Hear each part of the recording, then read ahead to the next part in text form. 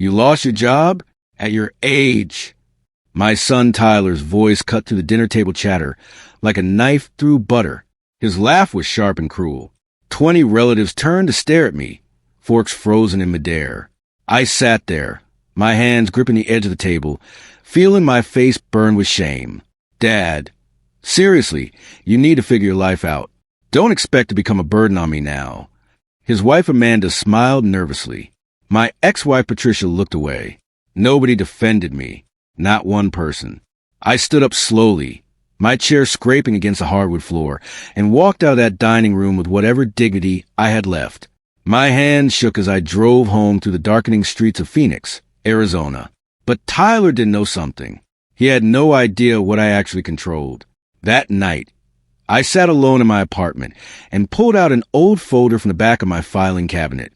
Inside was my brother Mark's will, the trust documents, the inheritance Tyler had been counting on since he was 25, and my name right there as the sole trustee with complete authority over every single dollar. My name is Vincent Hall. I am 58 years old, and I have lived in Phoenix my whole life. If you enjoy stories about family, karma, and people finally getting what they deserve, please subscribe to this channel for more fascinating stories like this one. I spent that entire night reading through Mark's will, page by page, word by word. My younger brother had died 7 years ago in a car accident, leaving behind a substantial estate worth nearly $2 million. He never married, never had children. Tyler was his only nephew, and Mark had loved him deeply. But Mark was also careful. The trust had conditions. Tyler had to demonstrate financial responsibility. He had to maintain steady employment. He had to treat family with respect. And most importantly, the trustee, meaning me, had final say over distributions. I had never really exercised that power. I had assumed Tyler was doing fine, living a successful life, working his corporate job. I had trusted him. Now, sitting there in the dim light of my desk lamp, I realized I had been naive, foolish even. The next morning, my financial advisor Bernard called. "Vincent, we need to talk about Tyler's accounts." I sat up straighter. Bernard had access to the trust information, and he sounded concerned. "What about them?" I asked. He hesitated.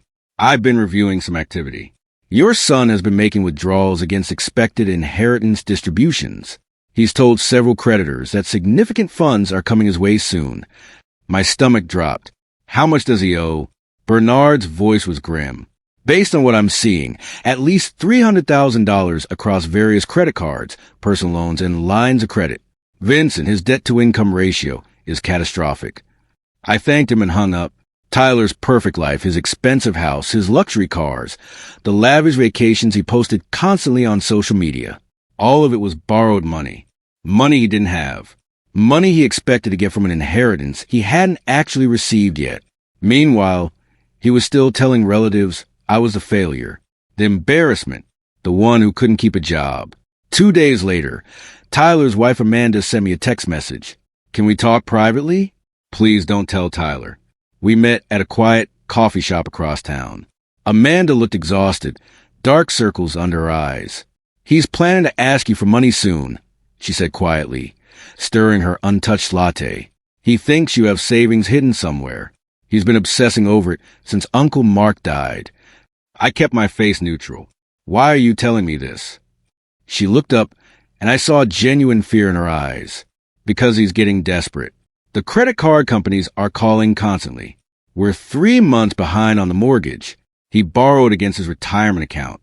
Vincent, I don't know what to do anymore." I thanked her for the warning. I told her I would think about everything. But inside, I was already making plans. I wasn't going to rescue Tyler. Not yet. Not until he learned something important about respect and consequences. That same evening, my ex-wife Patricia called me. Her voice was warm and friendly. Too friendly. "Vincent, honey, I was thinking maybe we could have dinner together. You know, catch up properly." Patricia and I had been divorced for 12 years. She had left me for her personal trainer, a relationship that lasted exactly 8 months before it imploded spectacularly. We had barely spoken since, except about Tyler. This sudden warmth was suspicious. I agreed anyway. Curiosity got the better of me. Dinner was at an upscale Italian restaurant. Patricia looked good, dressed carefully. Tyler showed up 10 minutes later. Of course, this was an ambush. Dad, Tyler said, sliding into the booth beside his mother. I wanted to apologize for what I said at dinner last week. That was out of line. His eyes didn't match his words. This apology was a strategy, not genuine remorse. I appreciate that, I said carefully. Patricia smiled brightly. We're family, Vincent. We should support each other during difficult times. They were coordinating, testing me, probing to see what I had, what I knew, what I might give them. The whole evening felt rehearsed and hollow. Halfway through dinner, Tyler leaned back and asked casually, So, Dad, have you managed to save anything for retirement? I've been worried about you. I took a slow sip of water. This was the real question. The actual purpose of this dinner. Things are tight. I admitted. I'm looking at my options. Might need to downsize the apartment. Tyler nodded sympathetically, but I caught the flash of disappointment in his eyes. He had hoped I had money. Money he could borrow. Money that would solve his immediate crisis. Well, if you need advice on budgeting or financial planning, I'm happy to help, he offered. No offer of actual help. No offer of money or support. Just advice. From a man drowning in $300,000 of debt, offering to teach his father about financial responsibility. The irony was almost funny. Then Tyler's expression shifted slightly. Hey, whatever happened to Uncle Mark's estate? That old house he had. My pulse quickened, but I kept my voice steady. It's all in trust, being managed properly. The following week, Tyler called me sounding panicked. Dad, I need to talk to you about something serious. Amanda's mother has cancer. We need help covering some medical bills. I felt a spike of concern. I'm so sorry. How much do you need? He named a figure, $25,000. I told him I would look into what I could do and started making phone calls. First, I called Amanda's mother directly. She answered on the second ring, sounding perfectly healthy and cheerful. No cancer. No medical crisis. Tyler had lied. Completely, deliberately lied. I sat in my car in a grocery store parking lot, gripping the steering wheel, feeling something cold settle in my chest. My son had looked me in the eye and fabricated a story about his mother-in-law dying to manipulate money out of me. That evening, I started a detail file. Every conversation, dated and documented. Every lie, recorded carefully. Every manipulation attempt, preserved. I wasn't acting out of anger. I was protecting myself and preparing for what I knew was coming. 3 weeks after losing my job, I received a call from a former colleague named Douglas. He ran a consulting firm and needed someone with my exact expertise for a major project. The pay was excellent. Actually, it was better than my previous salary. I accepted immediately, but I didn't tell anyone. Not Tyler, not Patricia, not any of the relatives who had watched me leave that dinner in shame. I kept living in my modest apartment. I kept driving my old car. I kept dressing simply and avoiding expensive restaurants. To everyone who knew me, I was still Vincent Hall, the unemployed failure struggling to make ends meet. Meanwhile, my bank account was growing steadily. I was working from home mostly, consulting on complex projects, rebuilding my professional reputation. The irony was delicious. Tyler thought I was desperate. He had no idea I was more financially stable than I had been in years. Then, exactly 4 weeks after I started my new consulting work, Tyler's credit cards got frozen. All of them. On the same day. Tyler called me at 9 a.m, his voice high and strained. Dad, something terrible happened. My credit cards all got shut down. Every single one. The bank said something about risk assessment and irregular activity. He sounded genuinely panicked. This wasn't performance. This was real fear. I don't know what to do. This is just bad luck. Terrible timing. I have payments due, and now I can't access any credit. I made sympathetic noises. Asked if he had talked to the banks. Suggested he review his credit report. He barely listened. I was actually hoping, Tyler said, his voice shifting to something that almost sounded humble. Maybe you could loan me some money? Just temporarily. Until I sort this mess out. The request hung in the air between us. This was the moment I had been expecting. The moment he finally asked directly, "How much do you need?" I asked. He named a figure, $50,000. Double what he had asked for with his fake medical emergency. "Tyler, I don't have that kind of money. I lost my job, remember?" The silence on the phone was heavy and ugly. Then Tyler's voice changed completely. Gone was the panicked son asking for help. What emerged was something cold and entitled. "You're kidding me. You're actually going to refuse to help your own son." I stayed calm. "I'm not refusing. I literally don't have $50,000 available to loan you." "That's bullshit, Dad. You're being selfish. You've always been selfish." His words came faster now, anger spilling out. "I'm your son. I'm in trouble, and you're sitting there with Uncle Mark's entire estate. And you won't lift a finger to help me?" There it was. The real issue. The inheritance he felt entitled to. "Tyler, the trust is rules. Conditions your Uncle Mark put in place." He laughed bitterly. "Right. Rules you control. Rules you could waive if you actually cared about me." I took a deep breath. "I care about you very much. But I'm not going to enable." He cut me off. "You know what? Fine. Don't help. But don't expect me to be there for you either. Don't call me. Don't ask to see me. We're done." Over the next 2 weeks, Tyler worked the family hard. He called every aunt, uncle, and cousin we had. He told them I was refusing to help him during a crisis. He painted himself as a desperate son with a heartless father. The calls started coming to me. My sister Bethany called first. "Vincent, Tyler says you won't help him with some financial trouble. Is that true?" I tried to explain, but she cut me off. "He's your son. You help your children. That's what family does." My cousin Ronald called. "I heard you came into some money when Mark died. Tyler says you're hoarding it while he's struggling." Every conversation was the same. Nobody asked for my side. Nobody questioned Tyler's version of events. They just assumed I was a villain in this story. I was the cruel father abandoning his son. Then Bernard, my financial advisor, sent me something that changed everything. A thick envelope of documents, bank statements, transaction records, screenshots from gambling applications on Tyler's phone, evidence of a secret, destructive double life. I spread the documents across my dining room table and felt my hands go numb. Tyler wasn't just in debt from bad luck or overspending. He had a gambling problem. A serious, devastating gambling problem.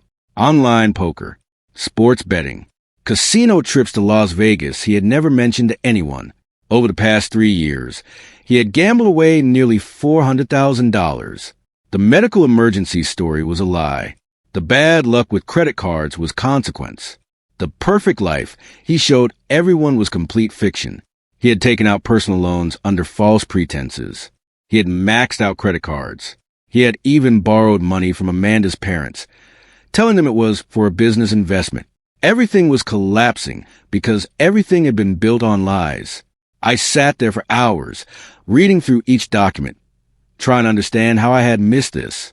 How had my son hidden such profound destruction for so long? The answer was simple and painful. I hadn't been paying attention. I had trusted him, believed his surface story, never looked deeper. I faced a terrible choice. I could step in right now, pay off his debts, rescue him from the consequences of his own actions, save his marriage, his house, his reputation. Or I could let him fall, let him face the full weight of what he had done, let him hit bottom and maybe, possibly, learn something real about accountability. I spent 3 sleepless nights wrestling with this decision. Every parental instinct screamed at me to save my child. But another voice, quieter and wiser, reminded me that rescue without change was just enabling. If I paid his debts now, what would he learn? That dad would always bail him out. That there were no real consequences. That gambling away $400,000 was something you could just walk away from if you made enough phone calls. I made my decision. I would wait. I would watch. I would document everything. But I would not intervene yet. Not until Tyler was ready to face the truth. 2 days later, Bernard called me with urgent news. Tyler had applied for a massive personal loan, $200,000, using the expected inheritance as collateral. I sat in Bernard's office, reading through Tyler's loan application. He had listed the trust as a guaranteed asset. He had named me as trustee, but implied the funds were essentially his, just temporarily managed. He had inflated his income. He had hidden his existing debts. The application was riddled with misrepresentations that bordered on fraud. What do you want me to do? Bernard asked carefully. I thought about it, really thought about it. Then I made a decision that would change everything. Contact the lending institution. Provide them with accurate information about the trust structure and Tyler's actual financial position, legally and ethically. Bernard nodded slowly. They'll deny the loan. Yes, I said. They will. It wasn't revenge. It was reality. Tyler was trying to borrow money against assets he didn't control, money he hadn't earned, based on lies about his financial situation. The lender deserved accurate information. 3 days later, Tyler's loan application was rejected, and somehow he knew someone had interfered. He just didn't know who. Tyler showed up at my apartment without warning. I opened the door to find him standing there, his face red with fury. Did you sabotage my loan? He demanded, pushing past me into my living room. I closed the door calmly. I don't know what you're talking about. Bullshit. The bank called me. They said they received information about the trust that contradicted my application. Only you could have provided that. I met his eyes. If you misrepresented the trust in your loan application, that's on you, not me. He stepped closer, his hands clenched into fists. You're useless. You've always been useless. Mom was right to leave you. Uncle Mark made a mistake putting you in charge of anything. Each word was designed to hurt, to wound, to punish me for failing to be the ATM machine he needed. I think you should leave, I said quietly. He laughed, a harsh, bitter sound. Don't worry, I'm going. And don't expect me to care when you're old and alone and need help. You're on your own, Dad, just like I am. Over the next month, Tyler's life started to visibly collapse. Amanda moved out, taking their 2 children to stay with her parents. The separation wasn't filed officially, but everyone in the family knew about it. Tyler's house went into pre-foreclosure. The bank started proceedings. He would lose it within 90 days unless he came up with a substantial payment. His car, a luxury sedan he loved, was repossessed one morning while he was at work. His colleagues saw the tow truck. The humiliation was public and thorough. Friends stopped returning his calls. The people who had enjoyed his generosity when he was spending borrowed money disappeared the moment the money stopped flowing. I watched all of this from a distance. Part of me ached for him. He was still my son, still the little boy I had taught to ride a bike and help with homework. But another part of me knew this had to happen. This collapse was necessary. Without it, nothing would change. Then, finally, Tyler called me. His voice was small and broken. Dad, I need help. Real help. I can't do this alone anymore. We met at a diner near his office. Tyler looked terrible. He had lost weight. His clothes were wrinkled. The confidence and smugness that had defined him for years were gone, replaced by something that looked like genuine desperation. I'm drowning, he admitted, stirring cold coffee. I've made terrible choices. I need help getting out of this. I looked at my son and saw an opportunity. Maybe the first real opportunity for honest change. I'm willing to help you, I said carefully, but it comes with conditions. Tyler nodded quickly. Anything. I'll do anything. Financial counseling, professional help for the gambling, complete transparency about your debts and income, and you work with a debt management program to create a real repayment plan. Tyler's face changed. The hopefulness faded slightly. Can't you just pay off the debts? Make them go away? I shook my head. That won't solve anything. You need to rebuild, not just erase. He pushed his coffee away. So you want me to suffer through years of repayment while you sit on millions of dollars? There it was, the entitlement again. I want you to take responsibility, I said. Tyler stood up. I'll figure out alone. 2 weeks later, I received a formal letter from an attorney named Wesley Brooks. Tyler was threatening legal action. The letter claimed that I was improperly managing the trust, that I was denying Tyler access to funds that were rightfully his. that my decisions were arbitrary and punitive rather than in accordance with the trust terms. The letter demanded immediate distribution of $1 million to Tyler, or they would file suit. I called my own attorney, a sharp woman named Diane Fletcher, who specialized in trust and estate law. She read the letter and actually smiled. This is incredibly weak. Your brother's trust documents are ironclad. You have complete discretion. Tyler has no legal standing to force a distribution. We prepared a response. It was professional and thorough. It cited the specific trust language. It detailed the conditions Tyler had failed to meet. It made clear that any lawsuit would be dismissed quickly and likely result in sanctions against his attorney. Wesley Brooks received our response and apparently explained reality to Tyler. Within 48 hours, the lawsuit threat evaporated. Tyler called me, his voice tight. Your lawyer says I can't touch the money. That's correct, I said. The trust gives me full authority over distributions. Your Uncle Mark structured it that way deliberately. I heard Tyler breathing on the other end of the line. Why would he do that? Because Mark loved you, but he also knew you needed guidance. He wanted to ensure the money helped you build a good life, not destroy one. The silence stretched out, so I'm just powerless, completely at your mercy. I closed my eyes. You're not powerless, Tyler. You have choices. You can meet the conditions.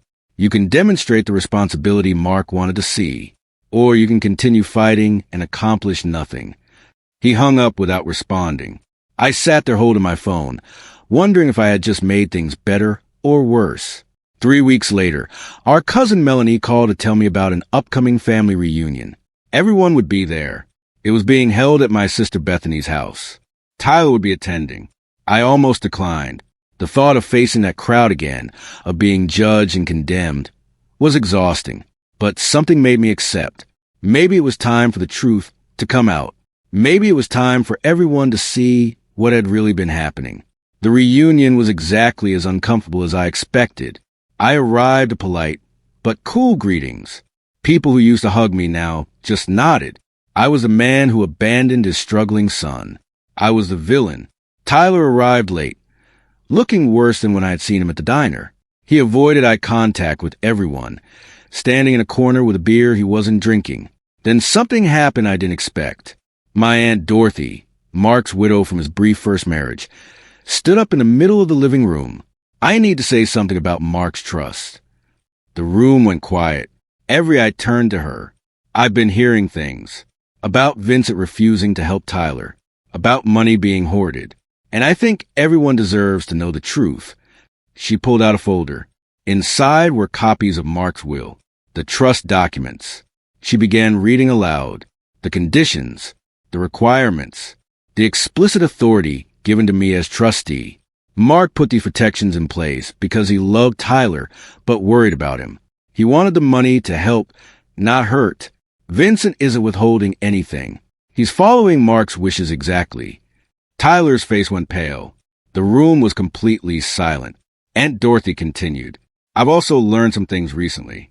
About gambling debts. About lies. About loans taken under false pretenses. She looked directly at Tyler. Is it true you owe over $300,000? Tyler's mouth opened and closed. No sound came out. Amanda's father, who was also at the reunion, spoke up. He borrowed $30,000 from us. Said it was for a business investment. We haven't seen a penny of it back. Other voices joined in. A cousin Tyler had borrowed from. A friend he had promised to repay. Slowly, piece by piece, the truth came out. The room's energy shifted. Eyes that had been judging me turned toward Tyler.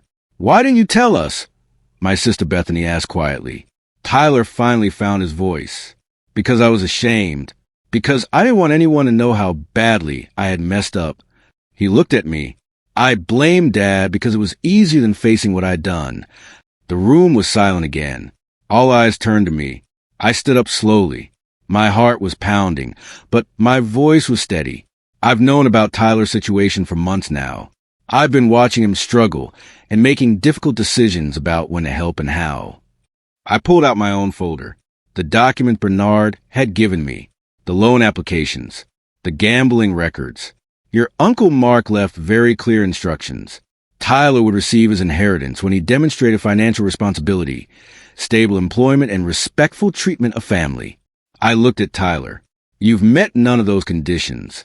You've lied to me repeatedly. You've manipulated family members.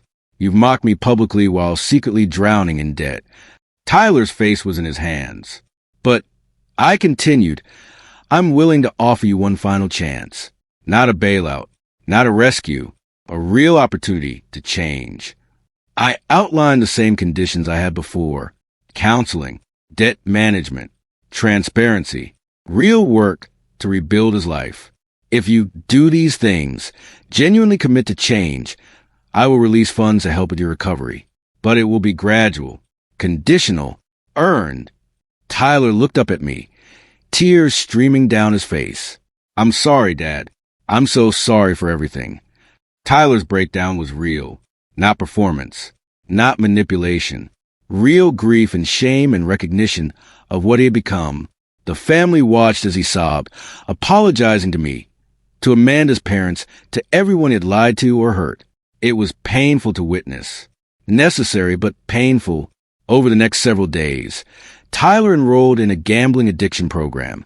He started seeing a counselor specializing in financial recovery. He met with a debt management specialist and created a realistic repayment plan. He found a second job, working nights and weekends to generate extra income. Amanda agreed to couples counseling. She didn't move back in immediately, but she stopped divorce proceedings. The children could visit their father again. Slowly, incrementally, Tyler began to rebuild.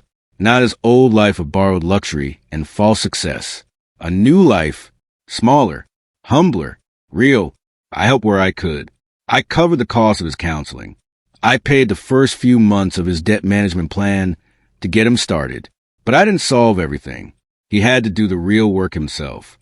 6 months passed. Then a year. 14 months after that terrible family reunion, Tyler and I sat in Diane Fletcher's office. He had met every condition in the trust. He had maintained employment. He had completed his addiction program and continued with counseling. He had paid down over $60,000 of debt through hard work and sacrifice. He had treated me and everyone else in the family with respect and honesty. You fulfilled the requirements, Diane said, sliding documents across her desk. Vincent is prepared to release the first distribution. Tyler looked at the number, $500,000, half of his total inheritance. He stared at it for a long moment, then shook his head. I don't want all of it, he said quietly. I want to leave half of that in the trust. Let Vincent keep managing it. Release it gradually over the next 5 years. I looked at my son in surprise. Diane raised her eyebrows. Are you certain? Tyler nodded. I'm not ready for that much money all at once. I'm still learning, still rebuilding. I trust Dad to help me make better decisions. I felt something tight in my chest loosen. Pride, real pride in my son. Tyler took $250,000. He paid off his highest interest debts. He put a down payment on a modest house for his reunited family. He invested some in a retirement account he couldn't touch. The rest went into savings for his children's education. 6 months after that, Tyler stood up at another family gathering. This time, his face was clear and calm. I want to say something publicly about my dad. The room went quiet, but this time the energy was different. Curious, supportive. A year and a half ago, I was drowning. I had destroyed my life through gambling, lying, and refusing to take responsibility for my own choices. When Dad wouldn't rescue me, I hated him for it. He looked at me, but he wasn't abandoning me. He was saving me.